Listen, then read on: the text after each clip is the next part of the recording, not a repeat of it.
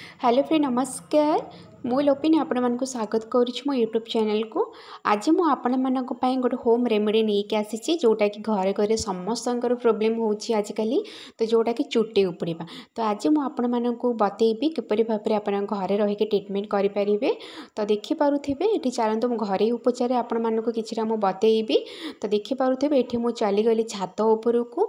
तो ये मुझे कौन कर आलोवेरा गछ मुझे घरे ही लगे। तो आपण मानक आलोवेरा थिले घरे ही आनिकी लगे पारे नचेत बाहर भी आनी लगे पारे। तो ये मुझे नेचुरल जिनस को ही पसंद करे से लगी मुझे छात उपर गोटे पीस को आलोवेरा को नहीं आसी। तो तापर मुझे कौन करना घरे भी आमर भेटसुंगा पत्र गछ लग जाइए। तो सेठी मुझे कौन करी ना किछिटा पत्र को छिंडे आनी। तो आपण मैंने चेष्टा करेंगे जोटा कि आपणकर घरे थिब घरे आनिकी नेचुरल जिनस ही आपण मैंने यूज करेंगे। बाहर जिनस को आपण मैंने कम यूज कले बहुत भल। तो आपण मैंने यहीपरि भाव में थरे ही ट्राए करूँ। तापर आपण मानक चुट्टी उपड़ा बंद होगा सहित भी चुट्टी भी बहुत जल्दी बढ़ी जाव। तो देखो ये मुझे कौन कर भेटसुंगा पत्र को परिष्कार करके धोई देछि। तापर कौन कर एलोवेरा को सेठी कौन कर बहुत परिष्कार भाव में धोई देछि।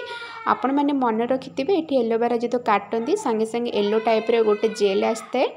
तो सेठी कौन करेंगे ताको काटिकी परिष्कार कर धोईदेवे। एठी मुझे कौन कर एलोवेरा नहीं भेटसुंगा पत्र नहीं ता सहित छोट अदाटे नहीं। तो ये कौन करना मु अदा को बहुत भलसे छेचिकी तार रस बाहर कर देछि गोटे चमचे। तो आपण मैंने अदा को जदि पकेबे तो अदारे आपण चुट्टीटा बढ़े और भेटसुंगा पत्र एलोवेरा जेट चुट्टीटा को बहुत जल्दी शाइनिंग करे। तेबे कौन करना सबू जाक एलोवेरा को एबे गोटे स्मूथ पेस्ट बनइबे। तो सेठी एलोवेरा जेल सब बाहर कर पकई देछि सेथिरे हमर आनी रखिथिबा भेटसुंगा पत्र को ऐड कर देली हमर अदा रस को पकई देबी एवं पकई कि गोटे सुंदर पेस्ट को बनई देबी। तो आपण मैंने यह थरे यूज करंतु व्यवहार कला परे आपण मैंने जानि परिबे यार उपकारिता कौन अच्छी।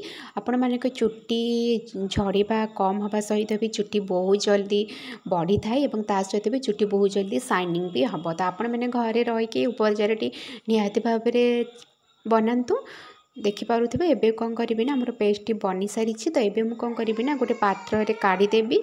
तो देखिपे ये पेस्ट आमर बहुत सुंदर ग्रीन कलर टाइप रे हो जाइए। तो आपण मैंने या हेयर निहाती भाव में घरे रहीकि अप्लाई करूँ आपण मैंने उपकारिता जानीपारे। तो से मुझे कौन करी ना आमर पेस्ट बनी सारी से कौन करी आम घरे रही नड़िया तेल गोटे चमच पकईदेवे। आपण मानक पाखरे निहाती कोकोनट ऑयल थी तो से आपण मैंने गोटे चमच पकई पारे। तो देखिपे एबे मुझे कौन करी ना सबू मिसिकी बहुत भल भाव में गोलैदेवी।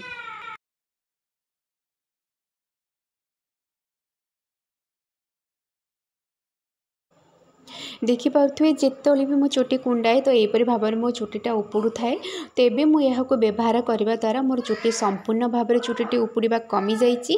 तो आपण मैंने यहाँ किपरि भाव में चुट्टी लगेबे तेबे कौन करेंगे ना बहुत भल भाव में चुट्टीटा कुंडे देवे।